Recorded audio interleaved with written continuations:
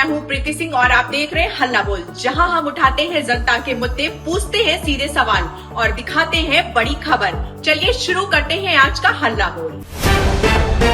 आज उत्तर प्रदेश कैबिनेट की अहम बैठक में 24 से अधिक प्रस्तावों पर मुहर लगाने की संभावना है। सबसे बड़ा फैसला नई उत्तर प्रदेश स्टार्टअप नीति 2026 को मंजूरी देने का हो सकता है, जिसका लक्ष्य प्रदेश को देश के प्रमुख स्टार्टअप हब में बदलना है। नीति के तहत युवाओं को उद्यमिता के लिए प्रोत्साहन, निवेश बढ़ाने और रोजगार सृजन पर विशेष जोर रहेगा। इसके अलावा होमगार्ड जवानों के लिए कैशलेस इलाज जैसी महत्वपूर्ण सुविधा पर भी फैसला हो सकता है। सरकार हाईटेक और डीप टेक क्षेत्रों को बढ़ावा देकर नवाचार आधारित अर्थव्यवस्था को नई गति देना चाहती है।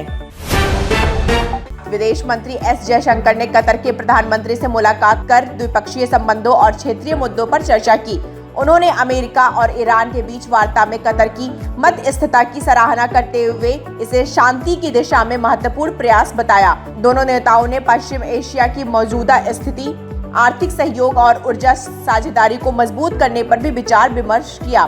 भारत और कतर के बीच रणनीतिक संबंध लगातार मजबूत हो रहे हैं और दोनों देश भविष्य में सहयोग के नए क्षेत्रों पर भी काम करने के लिए सहमत दिखाई दिए। सुप्रीम कोर्ट ने पैदल चलने के अधिकार यानी राइट टू वॉक को संविधान के अनुच्छेद 19 और 21 के तहत मौलिक अधिकार माना है। अदालत ने कहा कि सुरक्षित और बाधा रहित फुटपाथ नागरिकों का अधिकार है। साथ ही स्थानीय निकायों को निर्देश दिया गया है कि फुटपाथों से अवैध कब्जे हटाए जाएं और उन्हें पैदल यात्रियों के लिए सुरक्षित बनाया जाए। यह फैसला शहरी विकास, सड़क सुरक्षा और आम नागरिकों की सुविधा के लिए लिहाज से बेहद महत्वपूर्ण माना जा रहा है। अब प्रशासन की जिम्मेदारी और जवाबदेही भी बढ़ गई है। सूचना एवं प्रसारण मंत्रालय ने बड़ा फैसला लेते हुए समाचार और गैर समाचार दोनों श्रेणियों के टीवी चैनलों की रेटिंग जारी करने पर अस्थायी रोक लगा दी है। मंत्रालय ने ब्रॉडकास्ट ऑडियंस रिसर्च काउंसिल यानी बार्क को निर्देश दिया कि नई टेलीविजन रेटिंग नीति 2026 के तहत पंजीकरण प्रक्रिया पूरी होने तक कोई नई रेटिंग जारी न की जाए। पहले यह रोक केवल समाचार चैनलों तक सीमित थी, लेकिन अब इसे सभी चैनलों पर लागू कर दिया गया है। इस फैसले का प्रसारण उद्योग पर व्यापक असर पड़ सकता है। असम कैबिनेट ने 7 महत्वपूर्ण विधेयकों को मंजूरी दी है। इनमें कारोबार को आसान बनाने, एमएसएमई इकाइयों को बढ़ावा देने और निवेश आकर्षित करने वाले प्रस्ताव प्रमुख हैं। मुख्यमंत्री हेमंत बिस्वा शर्मा ने बताया कि इन विधेयकों को विधानसभा के बजट सत्र में पेश किया जाएगा। इसके अलावा पुलिस के लिए एकीकृत इमरजेंसी रिस्पांस सिस्टम और अमूल के नए डेयरी इंफ्रास्ट्रक्चर प्रोजेक्ट को भी मंजूरी मिली है। सरकार का उद्देश्य राज्य में निवेश, रोजगार और औद्योगिक विकास को नई गति देना है। उत्तर प्रदेश विधानसभा चुनाव की तैयारियों के बीच बहुजन समाज पार्टी लगातार अपना संगठन मजबूत करने में जुटी है।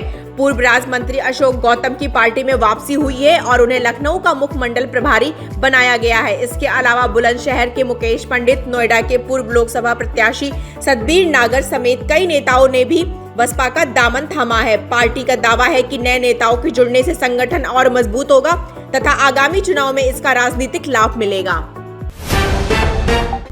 इजराइल के प्रधानमंत्री बेंजामिन नेतन्याहू ने भारत को अपने सबसे मजबूत समर्थकों में से एक बताया है। उन्होंने अमेरिकी उपराष्ट्रपति जेडी वेंस के उस बयान को खारिज किया जिसमें कहा गया कि अमेरिका के अलावा इजराइल का कोई प्रभावशाली सहयोग नहीं है। नेतन्याहू ने कहा कि उनके साथ 1.4 अरब भारतीयों का समर्थन है और भारत इजराइल संबंध बेहद मजबूत है। उन्होंने दोनों देशों के बीच बढ़ते रणनीतिक, रक्षा और आर्थिक सहयोग का भी सराहना की। यह बयान अंतर्राष्ट्रीय स्तर पर काफी चर्चा में है। देश भर में मानसून ने रफ्तार पकड़ ली है और कई राज्यों में भारी बारिश का दौर जारी है। मुंबई और रायगढ़ में ऑरेंज अलर्ट के चलते स्कूल, कॉलेज बंद कर दिए गए हैं। मौसम विभाग ने केरल, उड़ीसा, हिमाचल प्रदेश, झारखंड, दिल्ली, उत्तर प्रदेश और बिहार के कई इलाकों में भी भारी बारिश की चेतावनी जारी की है। राजधानी दिल्ली में रविवार की बारिश से लोगों को गर्मी और उमस से राहत मिली। प्रशासन ने लोगों से सतर्क रहने और मौसम विभाग की सलाह का पालन करने की अपील की है।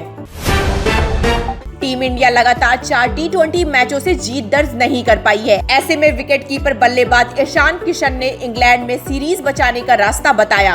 उनका कहना है कि भारतीय टीम को वहां की परिस्थितियों के अनुसार खुद को बेहतर ढंग से ढालना होगा। साथ ही बीच के ओवरों में धीमी बल्लेबाजी की समस्या को दूर करना बेहद जरूरी है। आयरलैंड के खिलाफ दोनों मैच हारने और इंग्लैंड के खिलाफ पहला मुकाबला बारिश में धुलने के बाद अब टीम पर दबाव बढ़ गया है। पंजाबी अभिनेता दिलजीत दोसांझ की चर्चित फिल्म सतलुज को रिलीज के महज 48 घंटे बाद OTT के प्लेटफॉर्म से हटा दिया गया है। फिल्म को दर्शकों और समीक्षकों से शानदार प्रतिक्रिया मिली थी, लेकिन अचानक हटाए जाने से फैंस हैरान हैं। इस पर दिलजीत दोसांझ ने भावी प्रतिक्रिया देते हुए कहा कि सफर अभी बाकी है। हालांकि फिल्म हटाए जाने के पीछे आधिकारिक कारण स्पष्ट नहीं किया गया है। अब दर्शकों को इसके दोबारा रिलीज होने का इंतजार रहेगा। सवाल उठते रहेंगे, सच सामने आता रहेगा। इसी उम्मीद के साथ आज के हल्ला बोल से मुझे दीजिए अनुमति। नमस्कार।